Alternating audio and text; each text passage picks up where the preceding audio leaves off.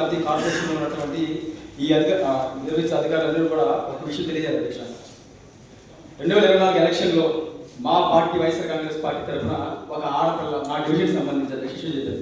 ఒక అమ్మాయి మా పార్టీ ఏజెంట్గా పనిచేసిందనే ఒకే ఒక కారణంతో ప్రభుత్వం మారిన రోజు నుంచి కూడా ఆ కుటుంబాన్ని ఎంత నిరుపేద కుటుంబం అంటే అధ్యక్ష, వాళ్ళిద్దరు భార్య భర్తలు పనిచేస్తే కదా దాదాపు 20,000 తెచ్చుకోగలుగుతారు నెలంతా పనిచేస్తే.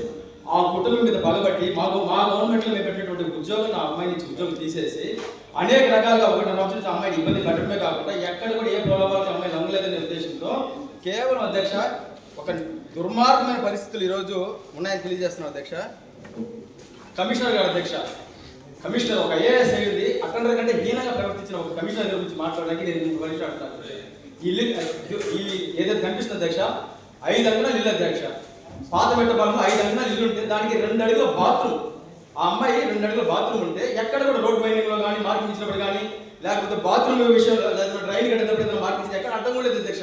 కేవలం దుర్మార్గంగా ఇంట్లో ఎవరిన టైంలో ఒక ఆడపిల్ల ఉండే పరిస్థితులు పోయేసి పోలీసుల్ని వాళ్ళ అధికారులు పంపించి దుర్మార్గంగా ఇది పాల్గొంటారు అధ్యక్ష. దేనికి చేశారంటే ఒక సమాధానం చెప్పండి. ఎందుకంటే అధ్యక్ష మహామహంతులో పనిచేశారు ఇక్కడ మహామహంతులు ఈ కమిషన్ ఆకర్షించి దిగపడలేదు అధ్యక్ష. ఒక సమాధానం దీనికి అంటే ఎందుకు చేశారు, వాళ్ళు చేసిన దానికి వాళ్ళకి ఏమి చేయాలి ఒక మాట చెప్పండి నిలబడగలరు అధ్యక్ష. అధికారులు పోతారు అధ్యక్ష.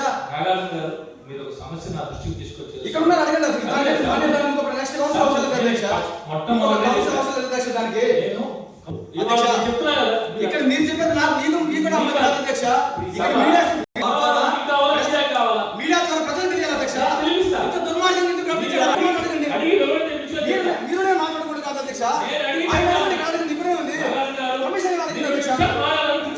అధ్యక్ష మీరు చెప్పే అధ్యక్ష నా డివిజన్ లో ఒక కుటుంబం చిన్న సమాధానం మీరే మాట్లాడకూడదు అధ్యక్ష. టౌన్ ఉన్నారు అధ్యక్ష. కొన్ని కౌన్సిల్ లో కొన్ని అధ్యక్ష అది కాదు అధ్యక్ష కౌన్సిల్